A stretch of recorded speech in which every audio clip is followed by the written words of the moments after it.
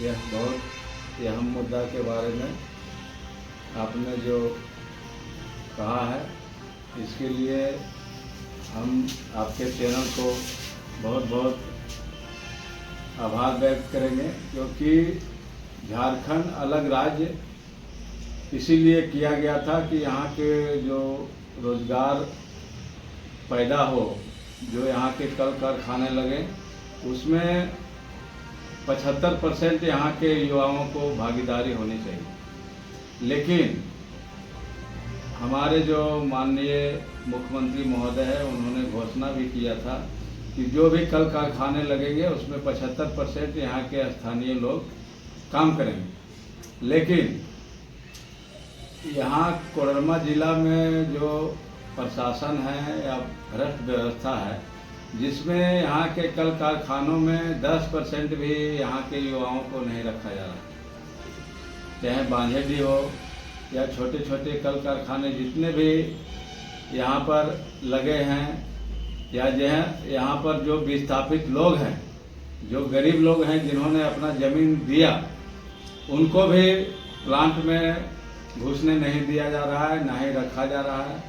अच्छा, जो भी कल कारखाना यहाँ चल रहा है वो अपने मर्जी से चला रहे हैं, कोई लेबर यूनिट नहीं है, कोई कानून नहीं है, कोई व्यवस्था नहीं है। मजदूरों को क्या बेनिफिट मिलना चाहिए, क्या एसआई मिलना चाहिए, पीएफ मिलना चाहिए, और यहाँ के जो भी युवा है आज बाहर पलायन होने के लिए मजबूर हैं। माननीय आज नए उपायुक्त महोदय आए हैं, इनसे हम आग्रह करेंगे कि ग्राम विकास समिति का गठन हर गांव में किया जाए, और जो युवा काम करने योग्य है, काम करना चाहता है, और जो पढ़ा लिखा युवा है और जिसको नौकरी की यहाँ पर व्यवस्था हो सकती है, तो हर एक फैक्ट्रियों में 75% यहाँ के युवाओं को रोजगार देना चाहिए। अगर रोजगार मिलेगा तो बेरोजगारी दूर होगा और बहुत तरह का यहाँ का समस्या, यहाँ का समाधान होगा। यहाँ के युवा पलायन नहीं करेंगे, बाहर नहीं जाएंगे।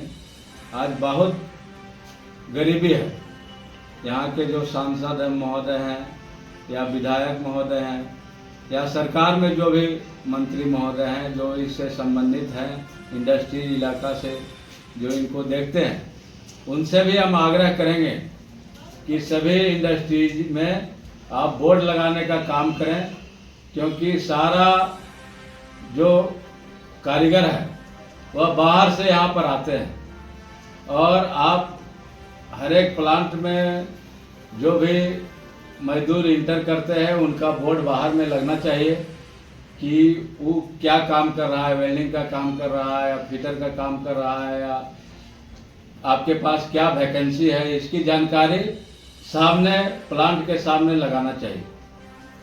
और यहाँ जो भी प्लांट है वो ठेकेदार पर आश्रित रहते हैं, जो ठेकेदार मजदूरों का भयानक शोषण करते हैं, जो उपायुक्त महोदय को संज्ञान में लेना चाहिए। यहाँ के जो भी इंडस्ट्रियल हैं वो एगो ठेकेदार रखते हैं जो ठेकेदार मजदूरों का शोषण करते हैं। देना चाहिए 20,000, उसको देते हैं 10,000, जिसको देना चाहिए 10,000 उनको देते हैं 5,000। जो यहाँ सेक्रेटरी गार्ड का काम करते हैं उनका सैलरी मिलता है 14,000, तो गरीब को पेमेंट मिलता है 7,000। कोई देखने वाला अफसर नहीं है। यहाँ का जो लेबर सुपरिटेंडेंट, लेबर अफसर है या जो भी संबंधित पदाधिकारी है, इंडस्ट्रीज के मालिकों से जाकर भेंट करते हैं, मजदूरों से आज तक कोई पूछने का काम नहीं किया। तो कामेश्वर जी, प्रशासन से सीधा सीधा क्या मांग है आपको?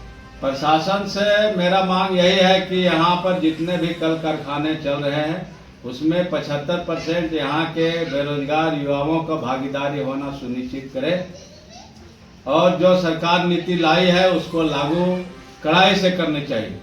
अगर ऐसा नहीं करती है तो हम लोग आने वाला समय में हम लोग ग्राम विकास समिति का गठन करने जा रहे हैं।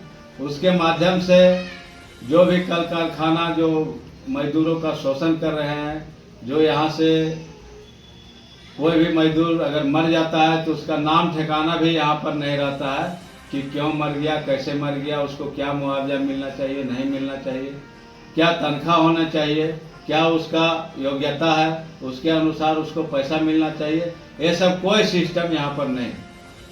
और दूसरी चीज़ यह है कि जितने भी प्लांट हैं प्रदूषण धड़ाले से उड़ा रहे हैं। आप जितने भी अगल बगल के जो विस्थापित लोग हैं, किसी को भी नौकरी देने का काम नहीं किया है, और न ही उनके बच्चे के पढ़ाई के लिए व्यवस्था कर रही है, न ही इलाज के लिए व्यवस्था कर रही है। आप छत पर कपड़ा सुखाने जाइए तो सारा कपड़ा कल काला मिलेगा। साबुन घर से लग रहा है, गार्जियन का खर्चा बढ़ गया है, और बीमारी 80% आदमी बीमारी से ग्रसित होते जा रहा है। टीबी है, फलना है, ढकना है, जो रांची में भी इलाज नहीं हो पा रहा है। तो ऐसी कम से कम सैकड़ों गांव इनके प्लांट के अगल बगल में रहते हैं। उनको मेडिकल ट्रीटमेंट की व्यवस्था हर एक जगह करना चाहिए, पेड़ पौधा लगाना चाहिए, और ग्रामीणों को समय समय पर सहयोग करना चाहिए। ये कोई भी व्यवस्था प्रोटोकॉल का पालन नहीं कर रहा है। बांझेडी प्लांट भी आया था तो हम लोग मांग किए थे कि आर व्यवस्था पॉलिसी जो है ग्रामीण को क्या सुविधा देना चाहिए। आपके अगल बगल में आपको प्लांट चला रहे हैं, आप प्रदूषण फैला रहे हैं, तो जनता को क्या आपसे गिरबांसेज है, क्या आपकी जनता का आप सेवा करना चाहते हैं, वो सब कोई व्यवस्था नहीं है। एगो लाइसेंस प्राप्त कर लेते हैं पोल्यूशन का, और किसी प्लांट में पोल्यूशन का पालन नहीं करते। ये तो बहुत दुर्भाग्य की बात है झारखंड के लिए। झारखंड के लोग मजबूर हैं हर तरह के एलिगेशन लगाकर यहाँ के ग्रामीणों को साइड रखते हैं। इसीलिए माननीय उपायुक्त महोदय नए नए आए हैं, हम बहुत आभार व्यक्त करते हैं इनको कि एक नज़र आपको मजदूरों को देखना पड़ेगा। आज झुमरी तिलैया में भी बहुत सारी समस्या है, ठेला है, खोमचा है, और जो भी गरीब रोजगार कर रहे हैं उनकी भी स्थिति बहुत दयनीय हो गई। आज टोटो चलाने वाला हो, टेम्पू चलाने वाले हो, हम लोग मांग किए थे कि जो भी यहाँ स्टैंड है, जो झुमरी तिलैया में चल रही है, बस स्टैंड हो या टेम्पो स्टैंड हो, क्योंकि वहाँ जगह नहीं है, तो महतोवारा में शिफ्ट किया जाए। लेकिन उस पर भी अभी तक कोई कार्रवाई नहीं हो रहा है, क्योंकि जहाँ पर जगह है, झुमरी तिलैया एक छोटा सिटी है, इसमें तो रिंग रोड बनाना चाहिए, तभी झुमरी तिलैया का फैलाव होगा, यहाँ रोजी रोजगार बढ़ेगा। लेकिन ऐसा गरीबों के हित में कोई भी नेता नहीं बोलता है, ना ही तो प्रशासन बोलता है, और न ही तो कोई काम करना चाहता है। इसीलिए जनता को ही जागना पड़ेगा, और हम लोग जनता को जगाने का काम कोशिश कर रहे हैं, प्रयास कर रहे हैं। आने वाला दिन में हम लोग फ्लैग मार्च करेंगे कि रोजगारों को यहाँ पर ही रोजगार देना है। अगर ऐसा नहीं देगा तो हम सारे जो भी कल कारखाने यहाँ जो शोषण कर रहे हैं उनके खिलाफ उपायुक्त महोदय को हम लोग ज्ञापन देंगे, और ज्ञापन देने के बाद हम लोग कार्रवाई करेंगे कि सरकार की जो पॉलिसी है 75% यहाँ के युवाओं को नौकरी देना है, तो उनको देना पड़ेगा, और जो भी इंडस्ट्री नहीं देंगे उनके खिलाफ हम लोग आगे आंदोलन की रूपरेखा तैयार करेंगे। इसीलिए हम पूरा झुमरी तिलैया और कोडरमा वासियों से आग्रह करेंगे कि अपने बच्चों के लिए, अपने युवा बच्चों के लिए, उनके रोजगार के लिए आपको भी समय देना पड़ेगा, आपको खड़ा होना पड़ेगा, जिससे कल 10,000 बिचौलिए आपका पैसा नहीं खाए। 25,000 आपको सैलरी दिखाया जाता है, कंपनी 25,000 देती है, लेकिन मजदूर को यहाँ 10,000 रुपया मिलता है। आज ढिबरा, आज महिला लोग, जो विधवा महिला लोग हैं, मजबूर है 200-300 रुपया में काम करने वाला कौन देखने वाला।